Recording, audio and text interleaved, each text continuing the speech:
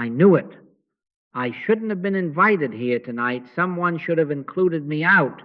Because if you wanted me to pet your grievance like a beloved house cat, you chose the wrong fellow. I came hoping we'd sing a hymn and talk about lilies of the field.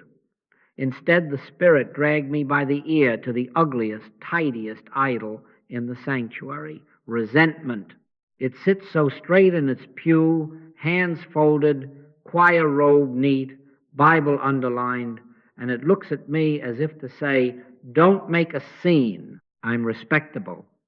Yes, respectable, polite, articulate, even spiritual looking, and it lives in pulpits and prayer meetings just as easily as it does in office corridors and family kitchens. Now, I know what we all secretly hope. We hope that therapy will fix it. We hope that time will wear it down like a shoreline and leave us smooth and wise. And I am not here to spit on either gift. Therapy can give the human story cleaner edges.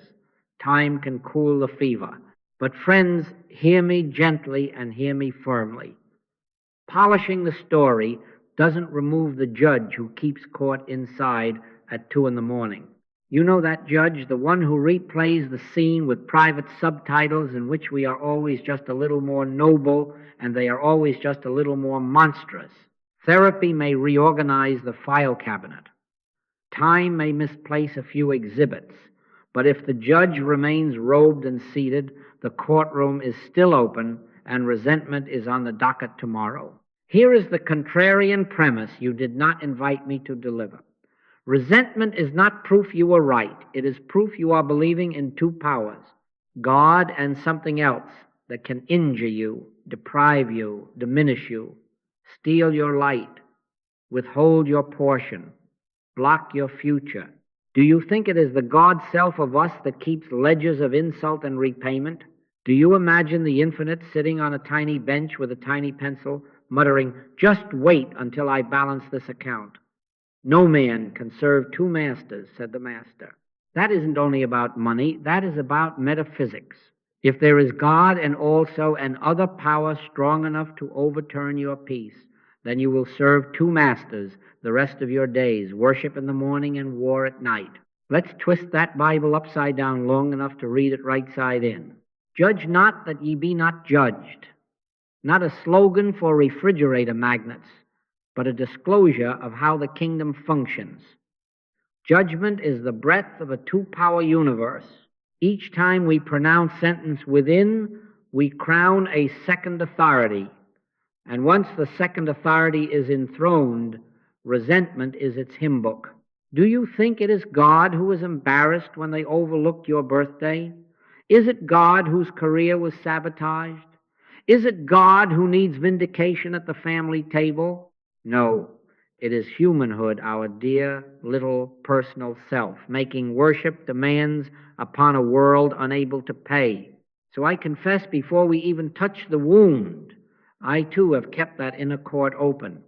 I have drafted closing arguments in the shower and pronounced sentence in traffic, and every time underneath the whisper of virtue there was fear. Fear that if I did not sit in judgment, no one cared enough to protect me. Fear that if I laid the gavel down, the universe would tilt and I would slide off. This is the secret. Resentment survives because we secretly believe life has two powers, God and something else. We are not going to moralize you out of this. We will not scold you into sweetness or duct tape your mouth with verses. We will diagnose it, take it apart until only the screws are left on the table, and then we will practice the single inner shift that ends it at the root. We will learn how to remove the eye from the wound until there is no plaintiff left to be avenged. Not tonight in one gulp, but step by step, dying daily to the personal self until nothing remains to judge or to be judged. Stay close. Keep your heart overheated with love and your hands cold-blooded with clarity. We are going to close that courtroom. Let's lift the cloth and show the idol we've been feeding crumbs to under the table. Resentment is not a noble beast. It is a house pet we fed on a strict diet of and then wondered why it sharpens its teeth on our sleep. My respect my fairness, my recognition, my past not being touched. Do you hear the drumbeat? Resentment is the sound of humanhood marching down Main Street in a parade. It believes the universe owes it confetti of compliments, a brass band of apologies, and please, an announcement from the balcony. All hail the injured party. Don't blush. I have been that marshal, and I kept the parade schedule in my wallet. Who gave you the right to be personally affronted? Did God write you a letter on Sinai? You shall never be jostled in a crowd. Who told you your dignity is a possession that can be scratched by a careless word, dinged like a fender in a parking lot? Who said you live by their verdict? Which chapter of the gospel authorized you to draw your breath from other people's recognition? Thou shalt have no other gods before me. If a nod from the boss supplies your oxygen, if a spouse's mistake turns off the sun at noon, if a parent's memory lapses are the switch on your worth, then we have installed a second God and are kneeling to it between Sundays. Do you see?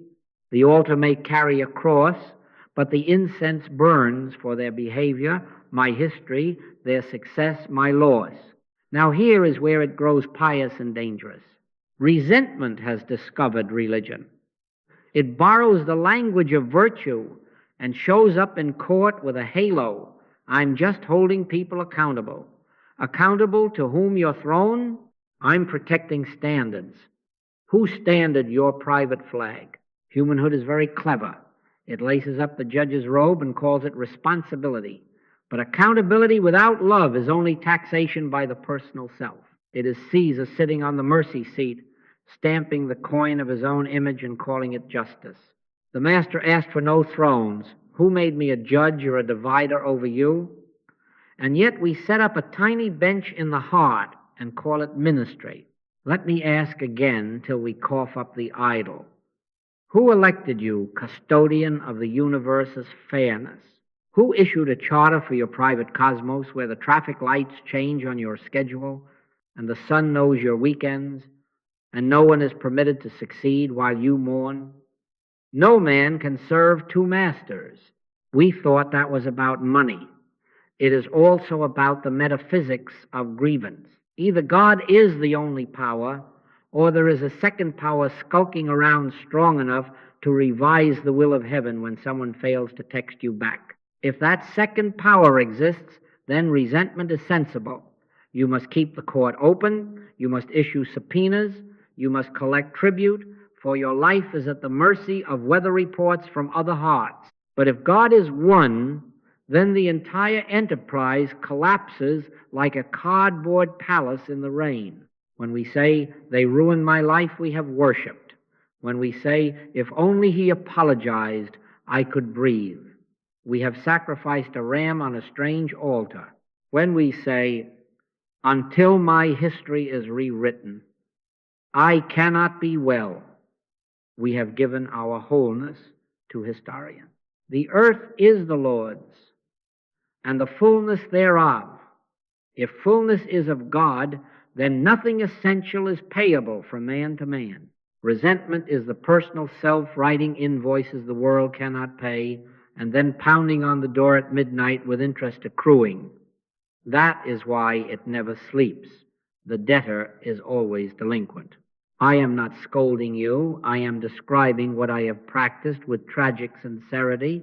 I have been the clerk of heaven's small claims court, stamping forms, sharpening pencils, adjusting my spectacles, and waiting for the guilty to present themselves in humility. And the heavens yawned. The Christ within whispered, judge not. And still I kept the window open until 2 a.m. for late filings. Friends, resentment is the personal self-seeking throne and tribute. It is the quiet insistence that a personal universe owes me a parade, a verdict, a refund. It testifies, without knowing it, that there are two powers in town, God and the sovereign state of their behavior. So let us name the split cleanly and without perfume. Either God is the life of us and the law of our being, or else our peace is leased from fragile landlords called people, history, and circumstance. If you feel the gavel in your palm, do not hate yourself. Notice the idol it serves. And hear, not from me, but from the red letters we keep in our pocket, the correction that sets captives free. Seek ye first the kingdom of God, not seek first the verdict, not seek first the apology. Seek first the one, and watch how quickly the throne of me empties of its magistrates and its masks. Only then can we even begin to talk of cure. For now, let the diagnosis stand unflinching. Resentment is unpaid worship demanded by humanhood from a world that belongs to God. Here is the whole poison in one bitter drop. The grievance may have history, dates, bruises, bank statements, and witnesses, but resentment is the day you granted that event authority over your life within. I am not asking you to call night day or to write poetry about what was ugly. I am saying that resentment is your signature on a second government. The injury happened in the lane of humanhood. The prisoner is in the lane of your heart because you signed the papers and gave a chair to a magistrate who is not God. No man can serve two masters, not even a very spiritual person with impeccable taste in hymns. Either God is the law of your being, or the scene has become law. And when the scene becomes law, you will obey it, wake to it, eat with it, dream by it, and call that worship responsibility. The world says, they did this to me. The mystic asks, how did my peace become dependent on their ignorance? Who issued them a license to turn off your breath? At what courthouse did you transfer your joy to their keeping? If God be for us, who can be against us? Do you see the question hiding inside the verse? If your life is of God, then there is no second lever strong enough to pry your soul out of its root. If you feel pried loose, it is not that the lever is mighty, it is that we agreed to be hinged upon opinion, apology, restitution. We set our thermostat on their weather and then shout at heaven when a cold front moves in. Now let us be very plain, because spirituality loves to grow fog when the lights come on. Judge not does not mean let wolves shepherd your children. Resist not evil does not mean be furniture. It means refuse to install an inner court that keeps you imprisoned while you pursue right action outwardly. Discernment is the eyes of God in you, recognizing harm, setting boundaries, seeking lawful remedy if necessary, adjusting proximity with wisdom.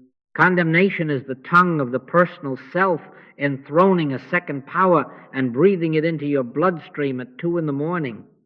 Be ye therefore wise as serpents and harmless as doves. The serpent sees clearly and moves precisely.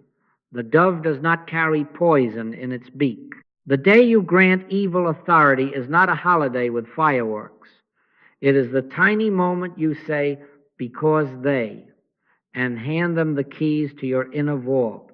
We do it delicately, even devoutly, because they, I cannot pray, because they, I cannot love, because they, I cannot sleep. And I say to you, as one who has done it with professional excellence, we are making a pickpocket, a bank manager. We draft him a badge, polish it, and then line up outside his window for loans of peace at extortion rates. When the master says, vengeance is mine, I will repay, don't picture a thunderbolt factory. Hear that the law of being, not the human judge, corrects imbalances in its own way and time. Our work is to yield the inner court to God's governance and do the next right thing with a clear eye and a quiet belly. You may look cold-blooded to your friends when you refuse to hate. They will say, where are your feelings? Have you grown stone? Outwardly, yes, cold hands. Inwardly, overheated with love for God and man because you have stopped stoking the furnace of me. You will not reenact the crime scene every night. You will not serve tea to the prosecutor and the plaintiff and the parade of witnesses. Be not overcome of evil, but overcome evil with good. The good is not a sugary smile. It is the one power stance. It is impersonal love, wearing armor made of silence, seeing what is, doing what must be done, and refusing to kneel to a second throne. Let's twist that Bible upside down long enough to read it from the inside out. Judge not is not a slogan for passive saints. It is a practical engineering diagram for closing the power supply to the inner gallows. Turn off the switch, and the rope hangs harmless.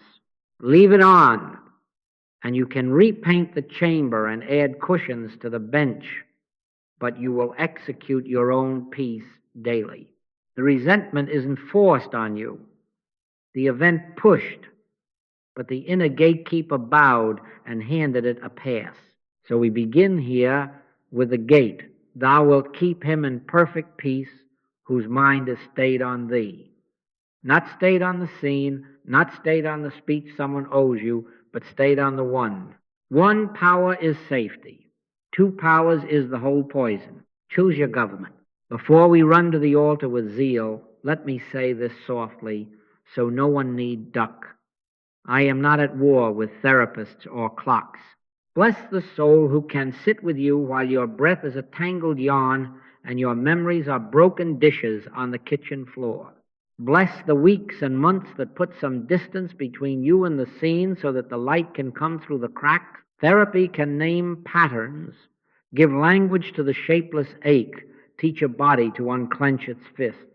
Time can cool the fever, smooth the jagged edge of the day you thought would swallow you. I have seen both give a man enough space to sleep and a woman enough words to stop drowning in silence. Useful, not despised, but let us not perfume what still stings. Therapy may organize the evidence, label the witnesses, and install better lighting.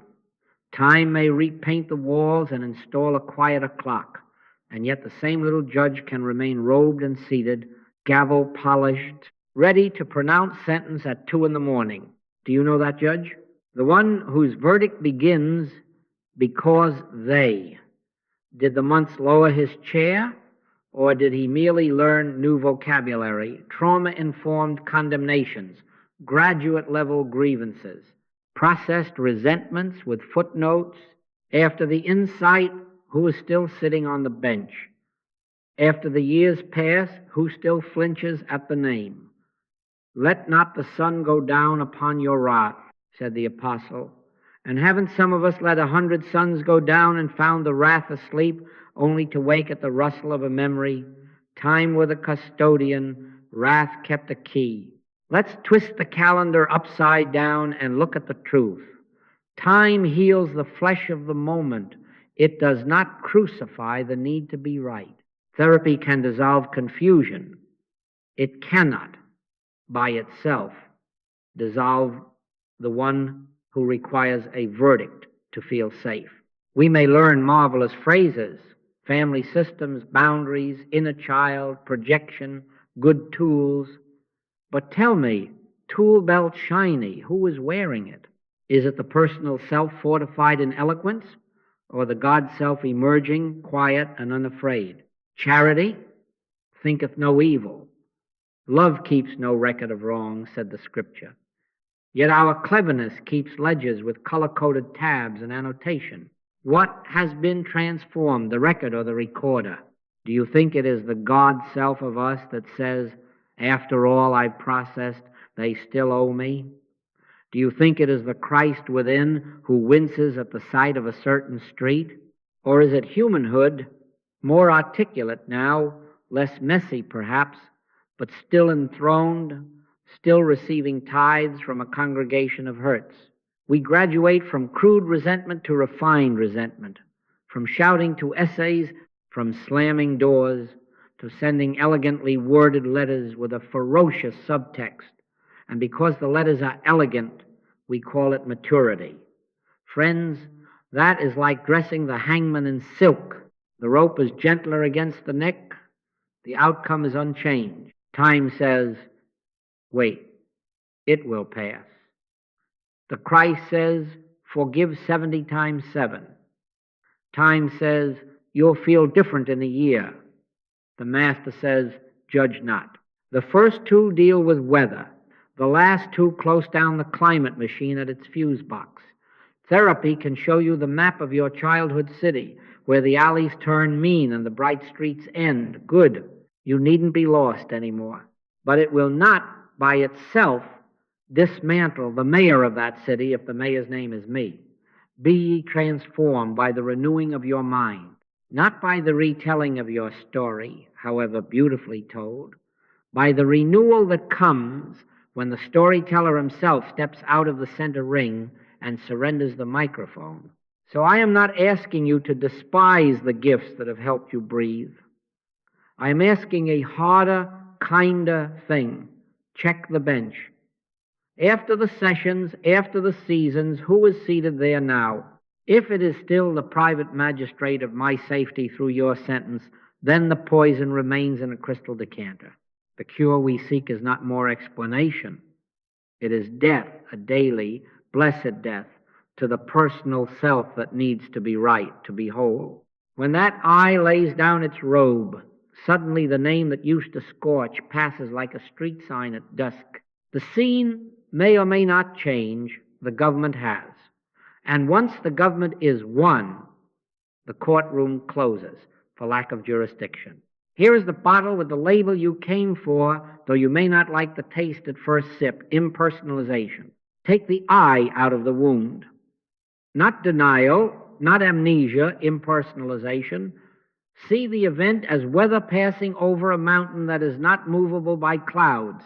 Facts may require phone calls, locks changed, professional help, new schedules, new distances, sensible, necessary. But none of those actions require that you become the scene, wear it as your name, or strap it to your breath at night. Father, forgive them, for they know not what they do. Do you think the Master recited poetry on Golgotha, or did he disclose the secret machinery of freedom? They know not. Therefore, I will not make it personal. They know not. Therefore, I will not bend the knee to a second power and ask it for my identity. Let's be bold enough to unmask the offender without hating the mask. Not my enemy, but a symptom of our collective humanhood, fear acting for a paycheck, lack speaking through a mouth, vanity driving a wheel, ignorance scripting a line. Which of us has not been temporary staff for those same employers? All we like sheep have gone astray. The offender is not a sovereign, it is a syndrome.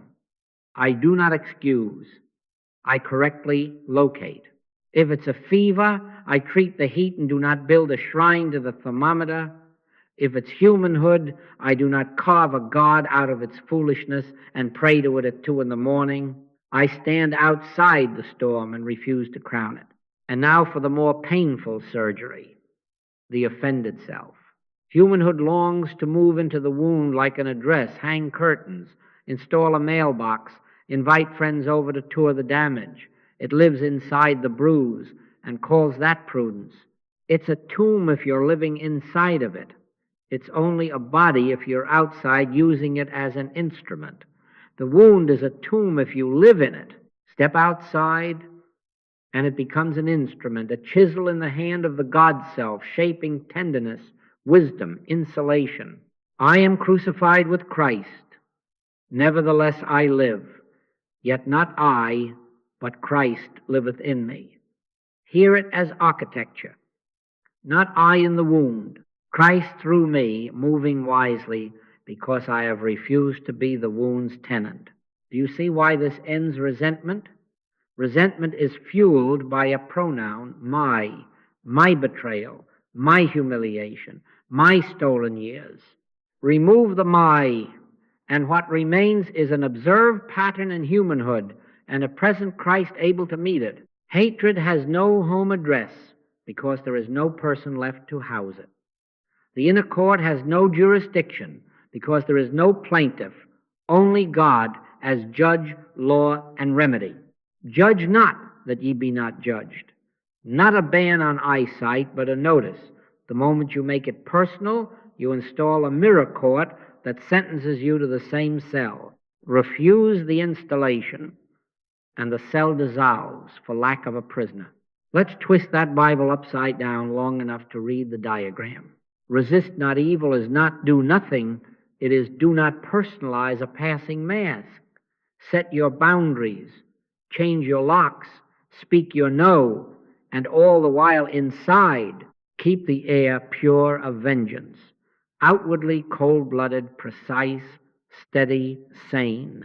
Inwardly overheated with love for God and man, because you are no longer feeding the furnace of me. When the cab of humanhood roars past splashing mud, you do not chase it to the depot and demand an apology from combustion. You step aside, wipe off, and go on. One power remains, the government. Two powers would have had you running after exhaust and calling it righteousness. Try it on the next memory that clenches your stomach. Say, not as trick, but as truth. This was humanhood acting itself out. It is not my identity. It is not their identity. Christ in me refuses jurisdiction to the inner court. Then watch how the scene loses its color, how the name loses its voltage, how the night loses its courtroom furniture. Thou wilt keep him in perfect peace whose mind is stayed on thee, stayed on the one, not on the mask. When the eye is removed from the wound, the fuel is gone, the flame starves, the room cools, and you discover, perhaps with a laugh you have not heard in years, that the government truly has changed. Not denial, dominion, not forgetting. Freedom, not two powers wrangling in your chest, but one power quietly governing, and you finally out of the wound, walking forward as its witness, not its ward.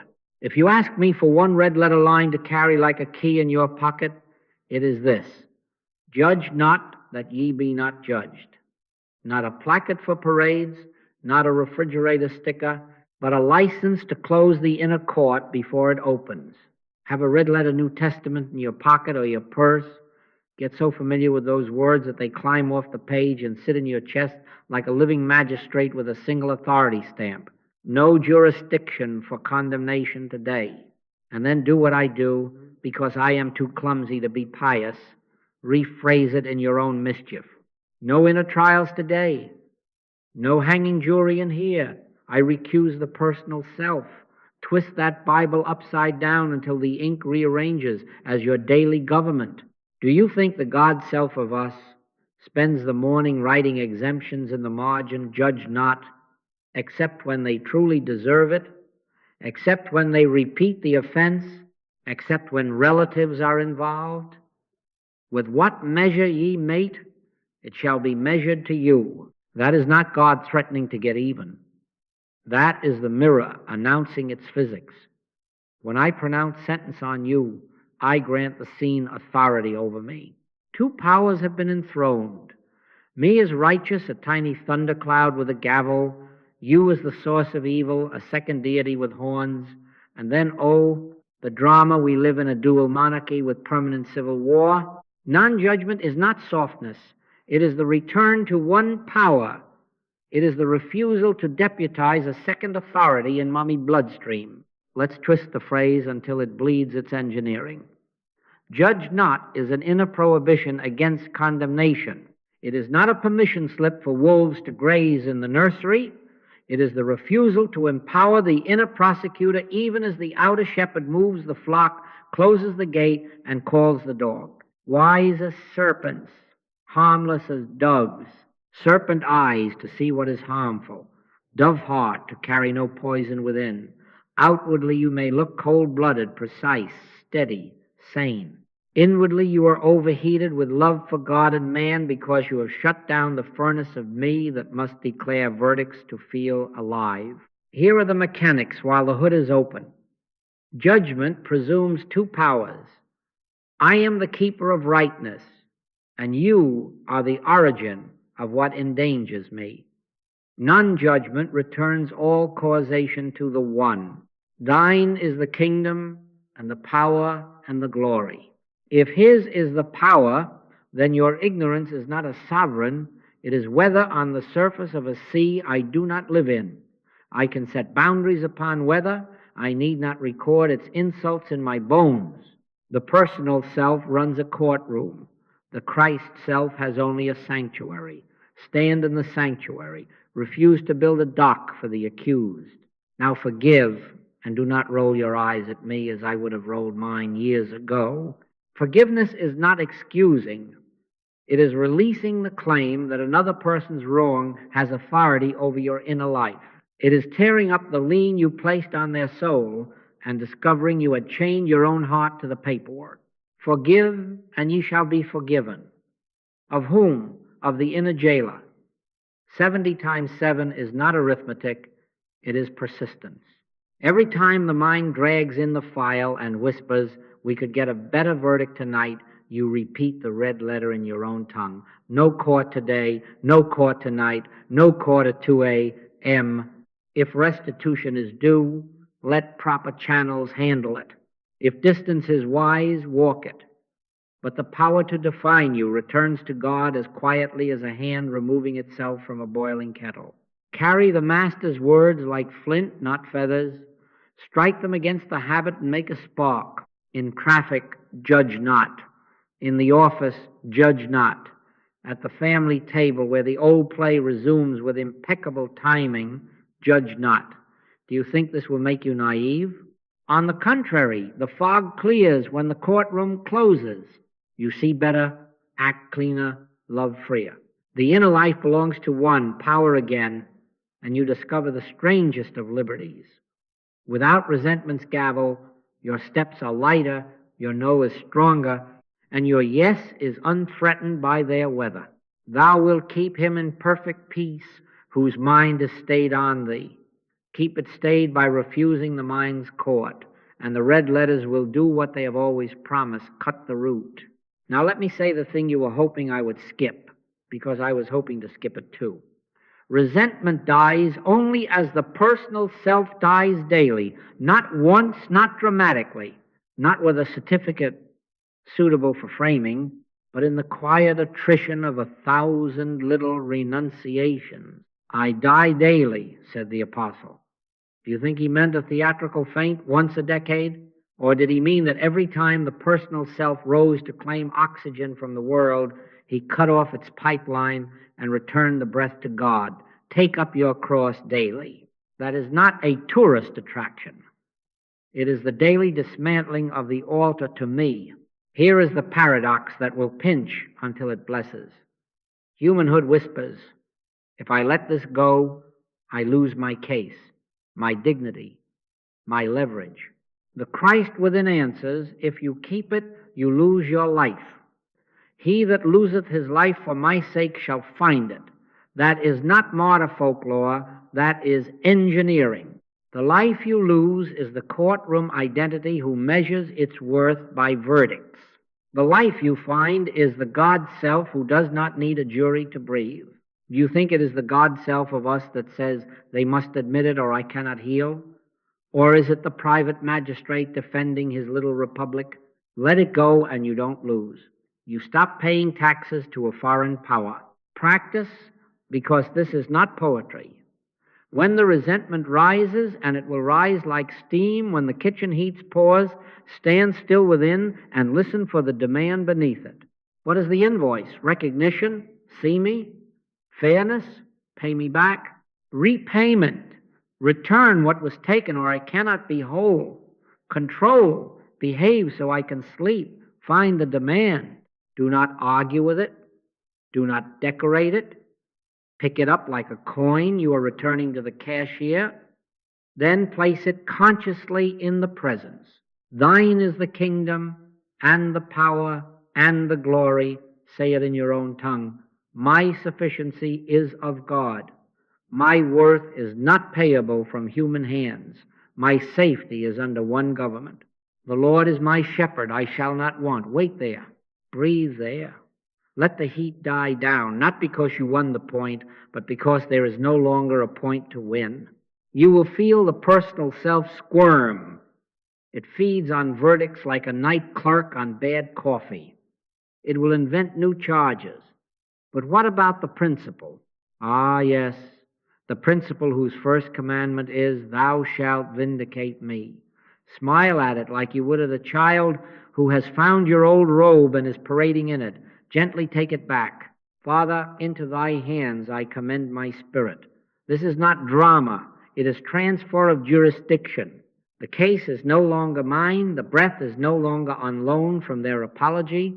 The weather report no longer determines my climate. The court is closed for lack of a plaintiff. What happens then is not numbness, it is freedom. You are no longer negotiating for worth. You are living from worth. Ye are complete in him.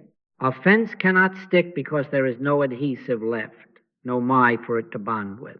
You move through the same rooms, meet the same faces, set the same sensible boundaries, and yet nothing lodges.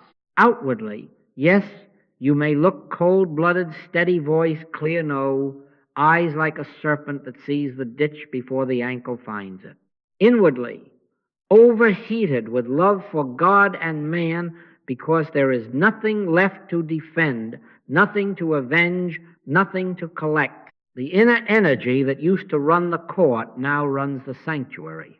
Try it tonight when the old file rustles. Don't fight the memory. Examine the invoice. Name the demand. Place it in God. Replace it with truth. My grace is sufficient for thee. If you must act, act. If you must leave, leave. If you must speak, speak. But do not seek a verdict to feel whole. Die there. Die to the sentence you wanted to read aloud, and notice that you wake up alive in a way sleep never granted. This is the moment of transformation. The day you stop needing a human verdict to breathe is the day resentment finds no oxygen in you. And it will come back, yes, but each return meets a smaller altar, a cooler room, until at last the habit discovers you are not a courthouse anymore, you are a sanctuary. Now that the court is closed, some of you are glaring at me with that holy suspicion that says, fine, you've taken away my gavel, now you're going to take away my heart. No, I am trying to give it back to you in a form that can't be pawned for a compliment. Insulation is not ice, it is clarity. Outwardly, you may look cold-blooded because you are steady. Inwardly, you are overheated with love for God and man because you have disconnected your love from the power grid of praise and blame. Do you see the difference? Pity is an emotional interchange, wires crossing, currents trading, your energy leaking as you reach for their approval and theirs for yours. Love is the Christ in you, a steady sun that warms without bargaining for clouds to move. Charity suffereth long, and is kind, seeketh not her own, thinketh no evil, not a mood, a nature. Let's tell the scandalous truth. Pity is a subtle form of self-worship. I lean in, I ache with you, I cry with you, and beneath it a little clerk is typing, surely they will see how good I am, and if they don't, the clerk starts printing invoices at midnight. Resentment feeds on that commerce.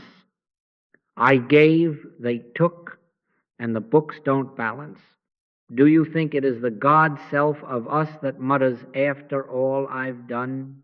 Or is it the personal self selling love at a discount and then hiring a collection agency? Love is not merchandise. Freely ye have received, freely give. That line is a law of insulation. Give from the well that is God, or do not give today, but do not sell drops of your spirit and call the receipt a covenant. Insulation is the removal of the hook. No trading of emotional debts, no silent invoices, no inner bargaining for appreciation. Let not thy left hand know what thy right hand doeth.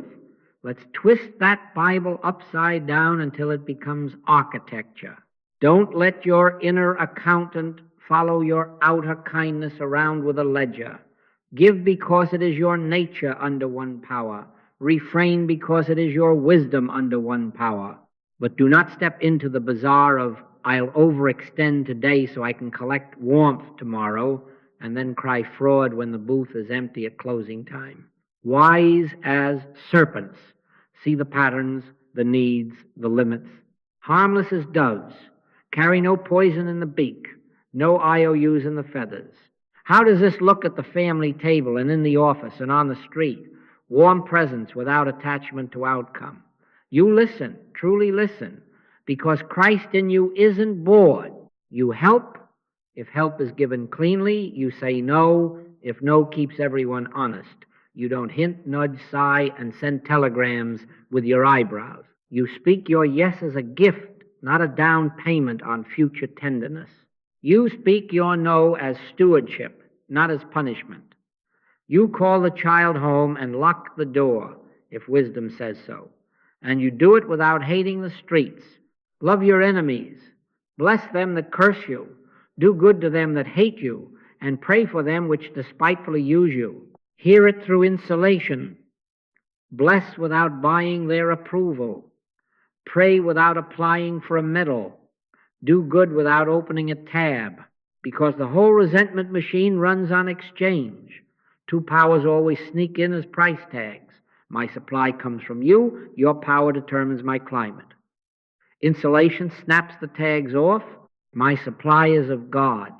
Therefore, I can give or not give without fear of spiritual bankruptcy.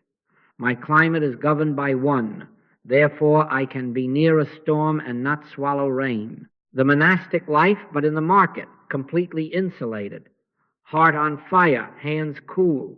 The body becomes an instrument for service, not a tomb of borrowed emotions. The voice becomes steady, not because you're frozen, but because the thermostat has been returned to the kingdom.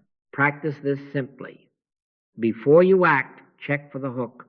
Am I buying something with this kindness? If so, pause.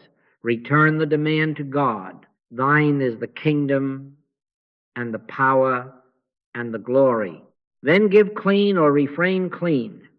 After you act, dismiss the clerk. No inner newsletters about your sacrifice. No rehearsals of what they owe. If gratitude comes, let it pass like a bird through open air. If it doesn't, sleep like an honest laborer. You are not a vending machine that dispenses worth for praise. You are a branch on a vine that never invoices the grapes. Keep the insulation intact, and you will find a liberty you had not imagined. Warm in spirit, universal in scope, and unentangled love with no courtroom attached. You want proof in living, not more embroidery on principles. All right, come with me into 3 rooms.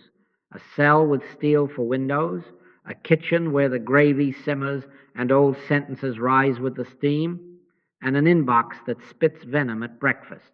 I shouldn't have been invited to any of them. They included me out. And yet love walked us in, cold-blooded in the step, overheated at the heart, and we watched the bars open without a locksmith. First, the prison. A man with calendars tattooed into his forearm told me, "My father made me into this." He said to me, as if the phrase were a badge he had earned with interest, "Do you think it is the God-self of him that requires a father's confession to breathe, or is it humanhood demanding tithes from a ghost?" We sat in silence until the air cooled. Then I asked him to experiment, drop 2 words, take to me out of the sentence. He tried, failed, laughed, tried again. "My father made me..." No.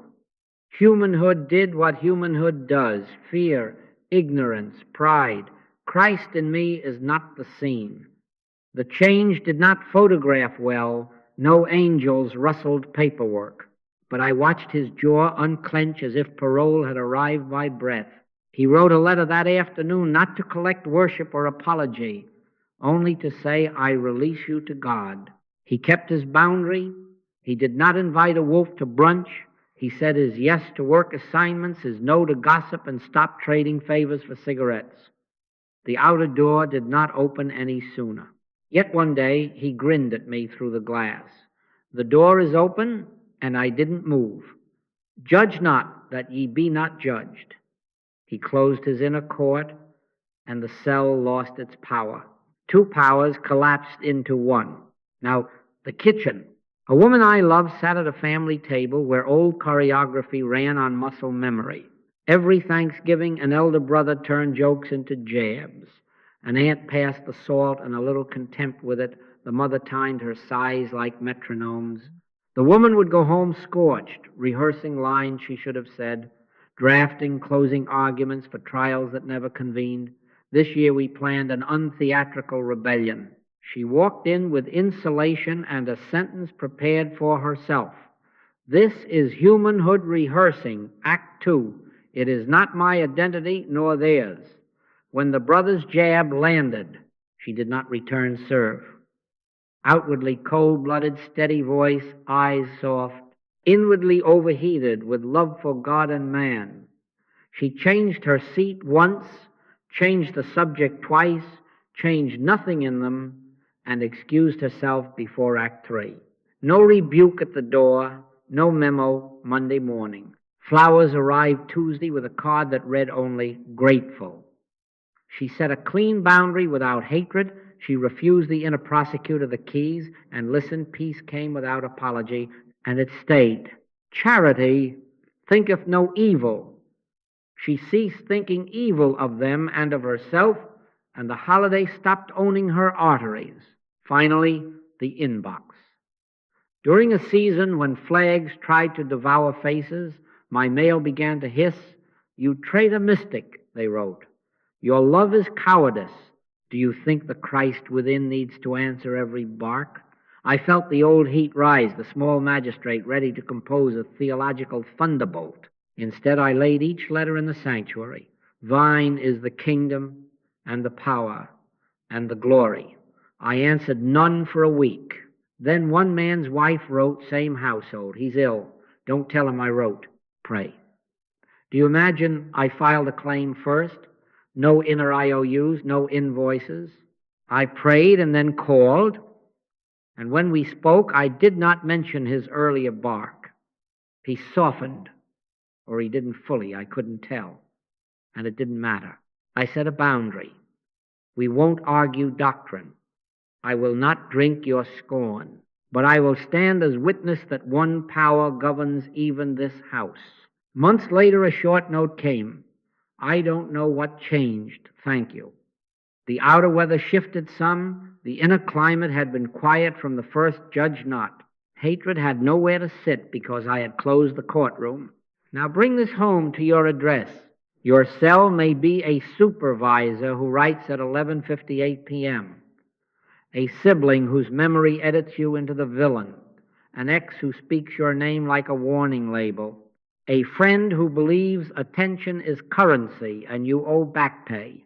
The cure is single because the root is single. Take the to me out of the wound. See humanhood in operation, not a second power with a throne. Return your demand to God. Set your boundary and keep your sanctuary. The situation may not change today. It may change wonderfully. That is not the hinge. Ye shall know the truth, and the truth shall make you free. The truth is one power. When the event stops being personal, the bars open, and you discover you were the only one holding the key, your little court. Close it and walk out. Let us be honest together before the lights go out. At 2 a.m, even saints hear faucets drip with old names. Memory has the best alarm clock. I knew it.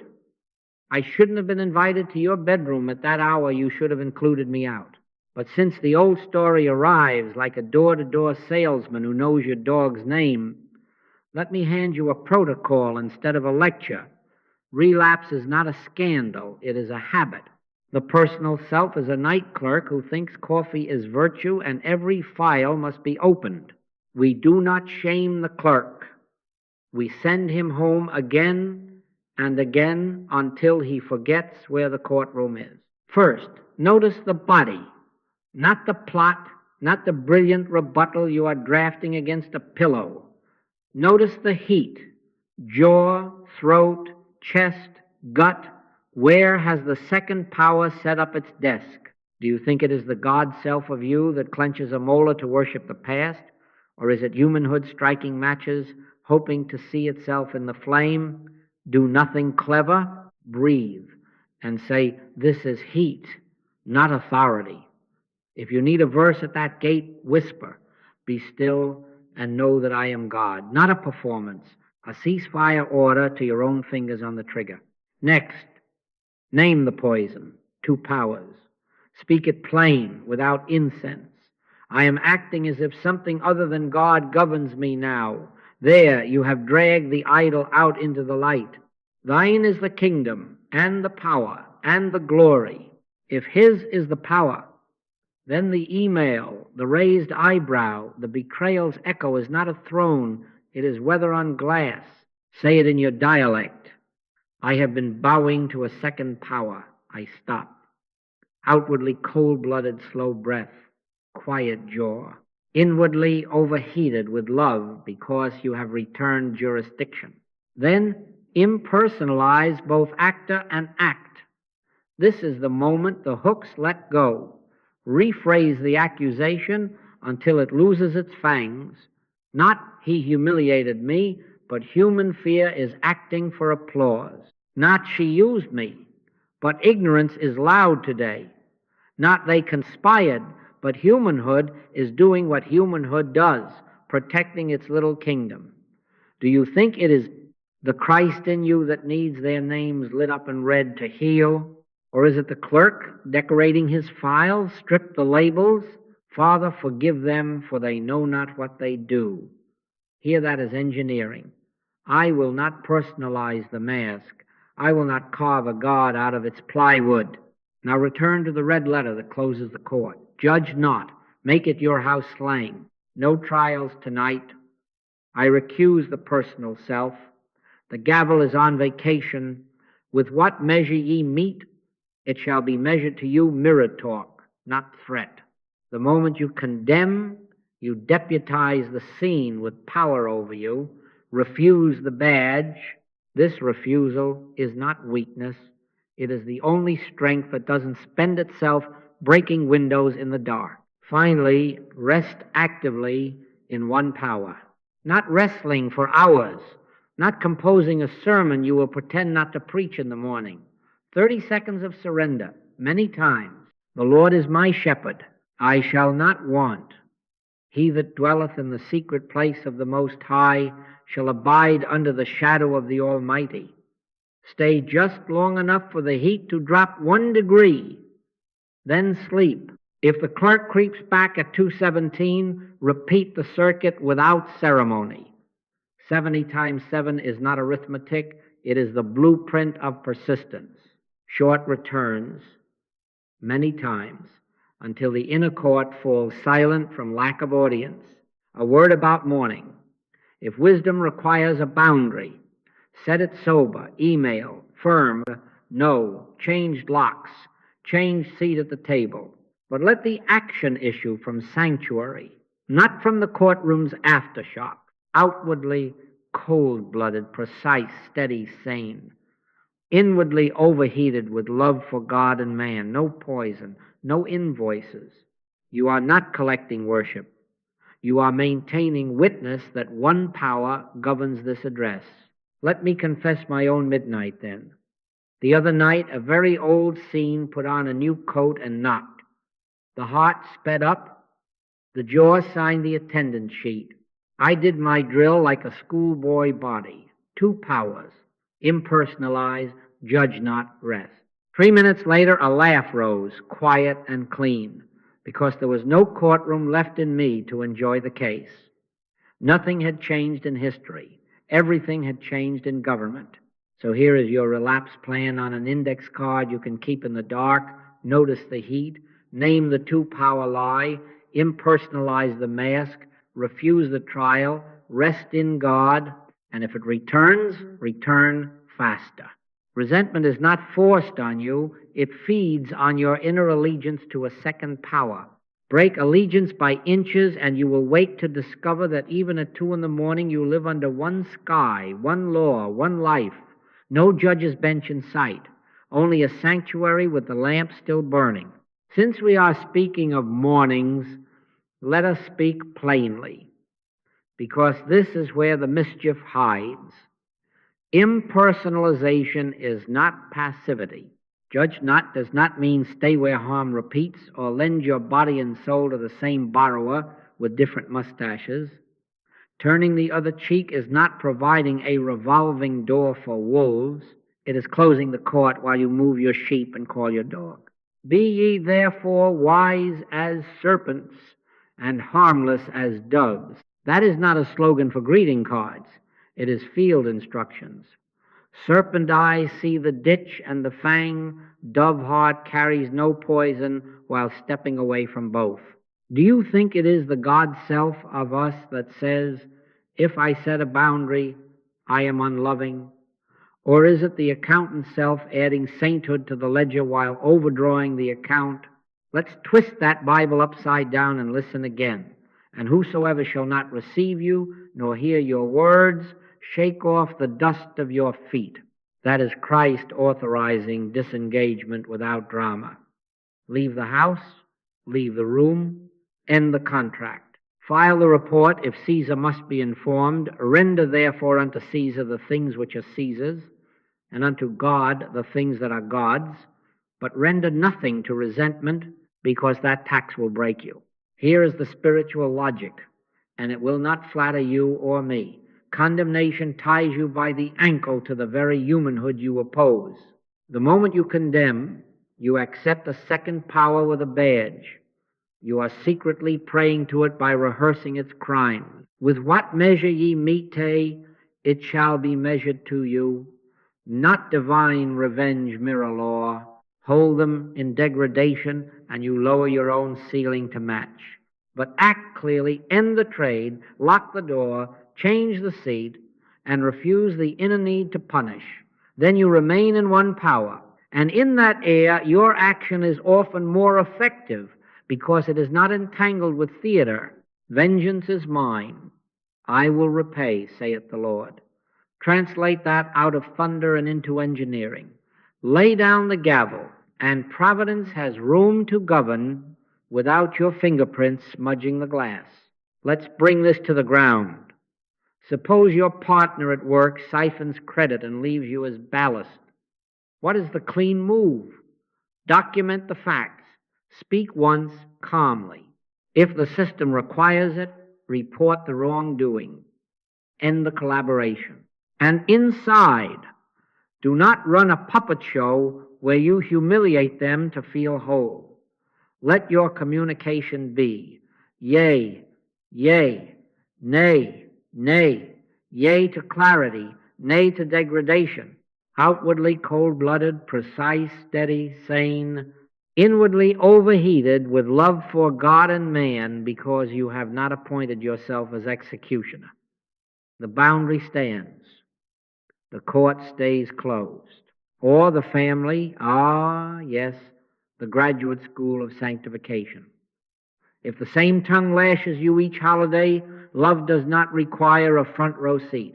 Change the hour, change the table, change the house, send a card without a homily. If asked, say, I love you. I won't stay for that kind of speaking. No sarcasm, no revenge tour, no group texts recruiting a jury. Shake the dust, not the person, off your feet, and keep your sanctuary unbreached. Follow peace with all men, and sometimes peace means the distance where respect can grow. Here is your test, simple as a mirror, you cannot sweet talk. If your boundary requires their humiliation to taste satisfying, it is still resentment in liturgical robes. If you can set it with calm, no tremor asking for applause, no fantasy of their downfall, then it is freedom. The body will tell on you. Is the jaw soft? Is the breath long? Can you pray, Father, forgive them, without a footnote that reads after you teach them a lesson? Then you have crossed from two powers into one, from bondage into stewardship. Remember this distinction until it sings. Boundaries are actions. Resentment is bondage. Boundaries protect the field so wheat may grow. Resentment salts the earth and calls it righteousness. Non-judgment does not shrink your spine. It removes the hook. You will walk straighter, speak cleaner, and you will be less available for exploitation because your yes is not for sale and your no is not an insult. Thou wilt keep him in perfect peace, whose mind is stayed on thee. Stay it there while you send the email, close the door, make the call, And when the echo of the old court tempts you to add a sentence with teeth, die daily to that little thrill and let the action stand in God. Then discover the marvel. The world may respect you more when you stop auditioning for judge. And even if it doesn't, you will be free under one power, untangled, unpoisoned, and quietly strong. I knew it. I shouldn't have been invited to close this. You should have included me out. But since you did, let us end where we began and where the path has kept pointing, whether we liked it or not. We thought resentment was about them, about events, about fairness overdue. Then we found the hidden engine, the belief in two powers, God and something else, a boss, a brother, a rumor, a calendar. We saw the little nation called my personal universe with its tax collector called the inner judge running deficits and sentencing everyone to pay. We tested what therapy and time can do. They polished the story, but they seldom dethroned the judge. We were shown the only cure, impersonalization, taking the eye out of the wound so there is no fuel left to burn. We were given the red-letter scalpel, judge not as a slogan, but as the daily refusal to empanel a jury. We were asked to die daily to the claimant's self, so the court loses its plaintiff. And we learned love insulated, warm in spirit, steady in form, so service flows without invoices, and boundaries stand without poison. That is the ark. Here is the seal. The seal is simple, and it is stern. Live in one power. Do you think it is the God self of you that needs a verdict to breathe, an apology to be whole, a bow from yesterday to function? Or is that the human self, the night clerk with a flashing badge he bought in a toy aisle? Withdraw recognition, and the court closes. Thine is the kingdom, and the power, and the glory. If his is the power, the insult has no throne, the glare has no gavel, the loss has no jurisdiction. The moment you grant evil authority, resentment is deputized. The day you stop granting it, there is nothing left for it to sit on. Let not your heart be troubled. That is not sentiment. That is a command made possible because there is not a second power prowling the corridors. Ye are complete in him. That is not a compliment. It is a verdict from the only court that counts. To keep this living and not let it evaporate in poetic heat, take up one small, holy discipline. Carry the red-letter words. Literally, pocket New Testament, purse, car, door, kitchen drawer, or mentally like a lamp. In the morning, read 3 lines and translate them into your tongue. Judge not, no inner trials. Forgive 70 times 7. Persistence, not arithmetic. Be still and know that I am God. Cease fire. At noon, read them again, upside down if you must, until they feel like directions rather than embroidery. At night, place them on your chest for 30 seconds and let the breath agree. And every time resentment flares, a bell, not a scandal. Treat it as a call to chapel. Notice the heat. Name the lie of two powers. Remove the personal pronoun. This is humanhood doing humanhood. Whisper, judge not. Surrender the demand. If action is required, act cleanly. If a boundary is required, set it quietly. If silence is holy, keep it. 70 times 7, returning like tides until the shoreline of your mind is smooth. Do not be surprised by the paradox that will visit you as this becomes your way. Outwardly, you may look unmoved, calmer than the room would prefer, less available for drama, the one who does not audition for judge. Inwardly, however, the laughter that doesn't mock and the joy that doesn't fizz out will begin to spring a warmth that is not purchased from praise, a peace that passeth all understanding. Outwardly cold-blooded, steady hand, clear word. Inwardly overheated with love for God and man because the electricity that ran the court now lights the sanctuary. The body stops being a tomb for arguments and becomes an instrument for blessing. Your yes is yes, your no is no, and there are no footnotes demanding worship attached. So I will not send you out to try harder. That is the old clerk in a new necktie. I will ask you to yield today, here, before you stand up to the God self, and let the personal claimant be included out. Lay the gavel down. Recuse the private magistrates. Father, into thy hands I commend my spirit. Let this be the last case the inner court attempts today. When it opens again, and it will try close it again without ceremony, walk out of the courthouse and into the sanctuary where one power governs, and carry your red letters like traveling orders. Follow peace with all men, and if peace requires a boundary, set it without condemnation. Live as witness that there is only one life, one law, one love. Then resentment, coming late and shabby, will find no chair reserved, no light on, and will wander off to look for a courtroom. It won't find one in you.